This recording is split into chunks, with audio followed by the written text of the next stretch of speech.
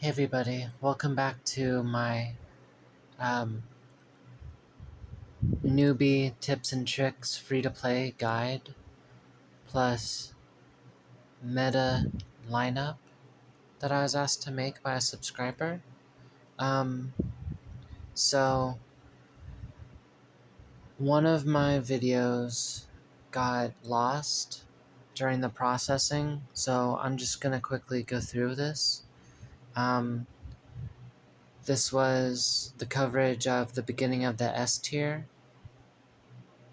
Ember Maiden, she buffs your whole team by up to 20% for their damage, I believe, when she's awakening 25, and or 20. I'm not sure. Um, I have a video about her, or I will, so make sure you check that out. She also buffs all of your light units. For every light unit you have, the buff will, provide more attack and more defense. Um, when the game first came out, she was one of the highest DPS units, and she is really good at spreading devastation and penetration because she can hit up to 5 targets at once. She attacks the front and the middle rows. What else? When the game first started, she was one of the highest damage DPSs. She was one of the top 3 heroes.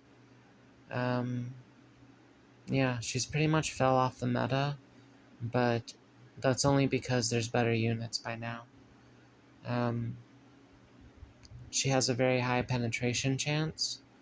One of her awakenings that I just told you about, um, or maybe one of the other ones. Uh, I'll go into it on her video, right?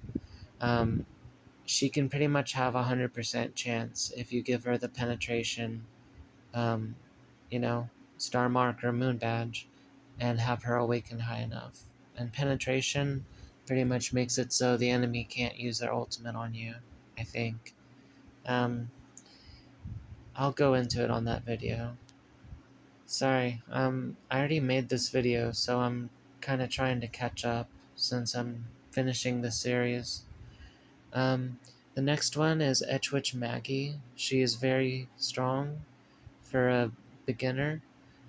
She was the 99-cent top-up unit. She is an area of effect, AoE mage.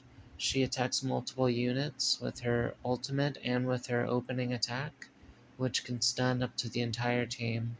Plus, she can also poison, and yeah, you can get her in the hero shop. She's very strong. If you're a beginner, go ahead and go for her, but don't take her above 10 stars unless you have to, because there's better out there. Skogul, Ember Maiden Skogul, she's only available in the class shop, the moon pool, and the wishing pool, and the faction shop. So she's hard to get, but she's pretty good for a beginner. But I don't recommend her nowadays since she's out of the meta. If you're in the SEA server, you might go for her. Next is Shadow Queen Ingrid. Just like Ember Maiden, she helps your team, and stat-wise, she's like the dark version of her, but instead of buffing the team with just stat boost, instead she does something else.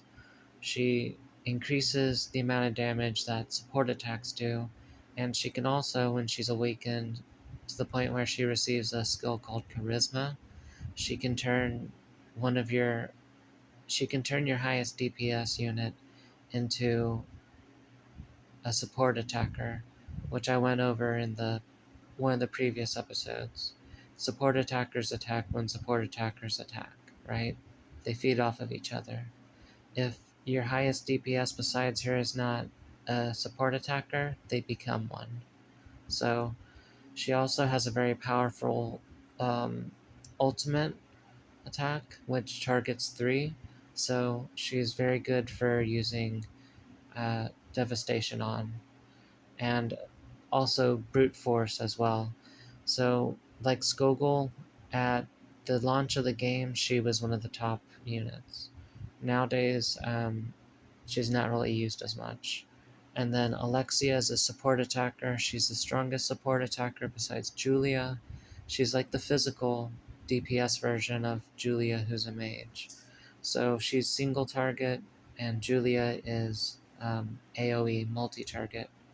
Um, so Alexia can get the highest boss damage in the game, but I don't recommend her. She's not used. She's very fragile, even though she has a self-revive.